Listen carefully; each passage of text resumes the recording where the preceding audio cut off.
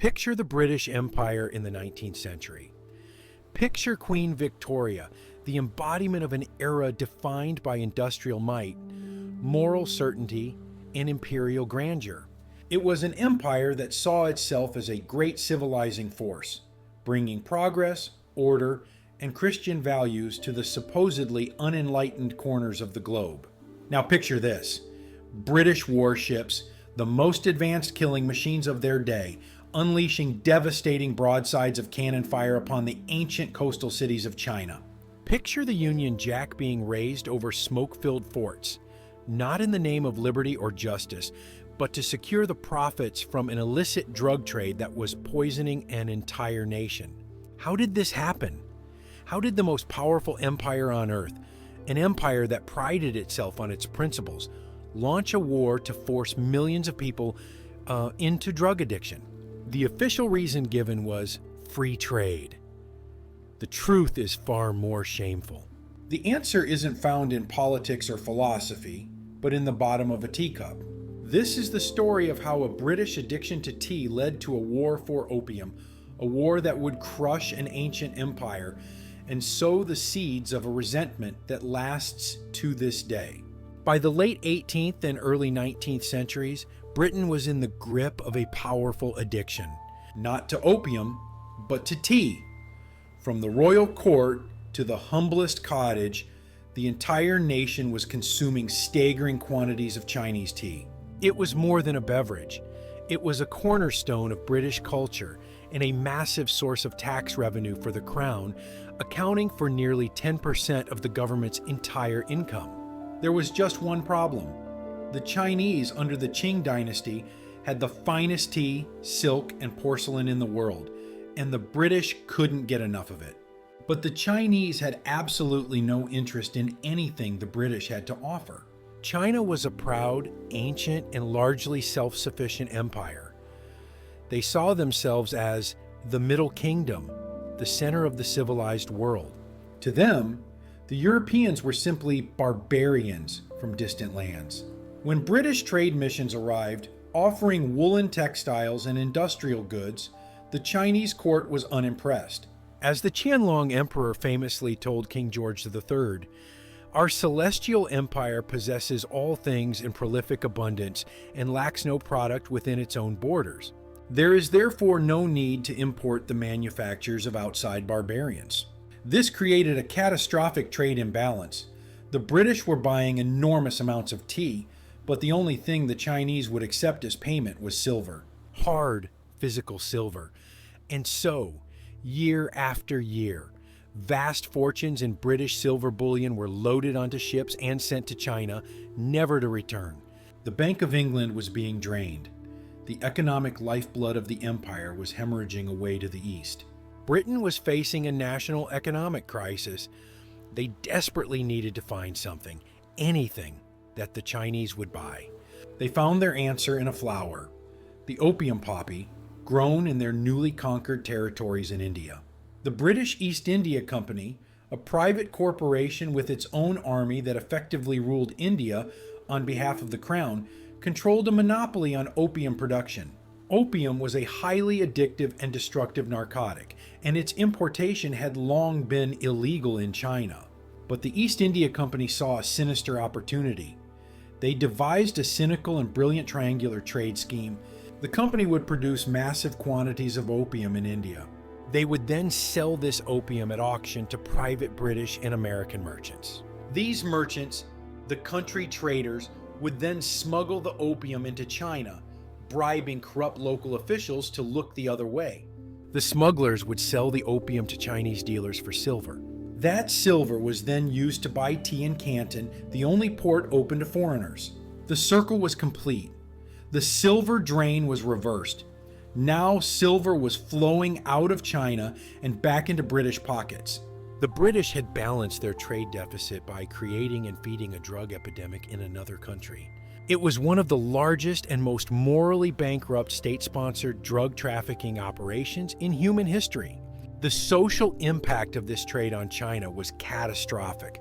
The trickle of smuggled opium turned into a flood. By the 1830s, it is estimated that as many as 12 million Chinese were addicted. The scourge respected no social class. In the opulent halls of the Forbidden City, imperial officials neglected their duties, lost in an opium haze. In the countryside, farmers sold their tools, their land, and sometimes even their children to feed their habit. The social fabric of the nation began to unravel. Productivity plummeted. The economy, once robust, was now being drained of its silver to pay for the drug. The drug trade fueled corruption on an unprecedented scale. China was being hollowed out from the inside. Alarmed by the crisis, the Daoguang Emperor decided to act. He appointed a man of impeccable integrity and iron will, Imperial Commissioner Lin Zexu. Lin was dispatched to the southern port of Canton with one clear mandate: eradicate the opium trade completely and permanently. When Lin Zexu arrived in Canton in 1839, he was not the ignorant, backward-looking official the British expected. He was a scholar, a strategist, and a patriot who had thoroughly studied the problem. He acted with breathtaking speed and determination. He arrested over 1,700 Chinese opium dealers. He demanded that the foreign merchants surrender their entire stock of illegal opium.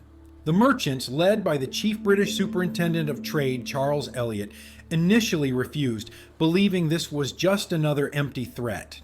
They were wrong. Lin placed the entire foreign factory district under blockade, cutting off their food, water, and servants. He made it clear he would not relent. After a 6-week standoff, Elliot capitulated. He ordered the merchants to surrender their inventory. In total, over 20,000 chests of opium, nearly 3 million pounds of raw drugs, a staggering fortune at the time, were handed over to Commissioner Lin. And in a powerful symbolic act, he didn't sell it or keep it. He had it publicly destroyed at Human Beach, mixing it with lime and salt and flushing it out into the South China Sea. It was a bold declaration of Chinese sovereignty and a moral stand against a devastating poison. For China, it was a moment of national triumph. For the British merchants in London, it was the destruction of private property. And for the British government, it was the perfect pretext for a war they were already eager to fight. The news of the destroyed opium reached London, where it was spun by pro-war lobbyists and opium traders into an outrageous insult to British honor and a threat to free trade. In Parliament, the future Prime Minister William Gladstone famously condemned the coming conflict, asking, "A war more unjust in its origin, a war more calculated in its progress to cover this country with permanent disgrace, I do not know." But he was in the minority. The war party won the vote by a slim margin. A punitive expedition was dispatched to China. The first opium war had begun. What followed was not a war. It was a slaughter. It was a collision between the Industrial Revolution and a medieval military. The Chinese Qing dynasty, which had been the dominant power in Asia for centuries, was technologically stagnant. Their navy consisted of traditional wooden sailing ships called junks, armed with outdated smoothbore cannons. Their land armies were massive, but equipped with matchlock muskets and spears. Against this, the British brought the cutting edge of military technology. Their fleet included not just traditional ships of the line, but a new secret weapon: shallow draft, steam-powered iron gunboats. The most famous of these was the HMS Nemesis. The Nemesis was a revolution in naval warfare. It was not dependent on wind or tide. It could travel up China's great river systems, the arteries of the empire, striking deep into the heartland where no foreign navy had ever gone before. It was heavily armed with pivoting cannons and fired explosive shells and rockets that terrified the Qing soldiers. The battles were brutally one-sided.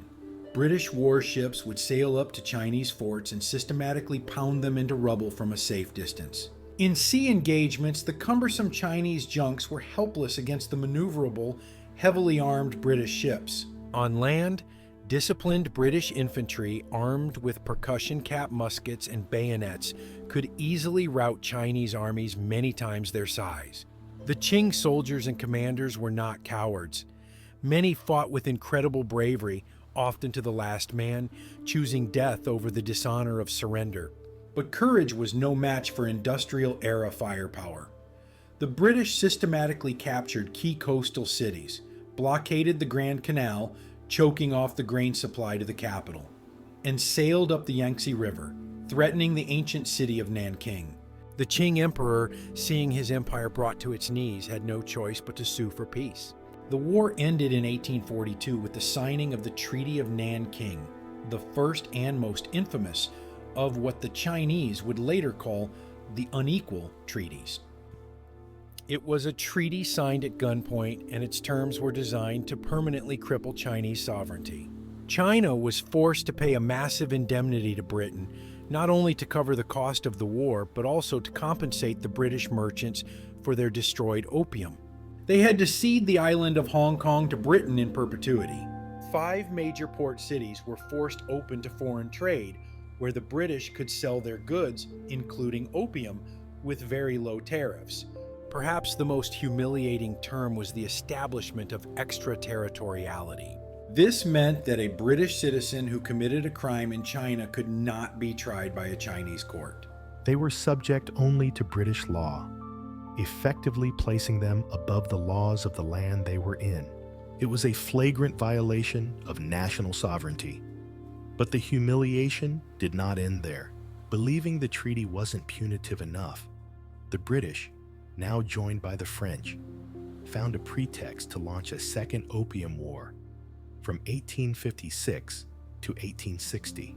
This conflict was even more devastating, culminating in one of the greatest acts of cultural vandalism of the 19th century. In 1860, Anglo-French forces reached Beijing and, in an act of retribution, looted and burned the magnificent old summer palace, the Yuan.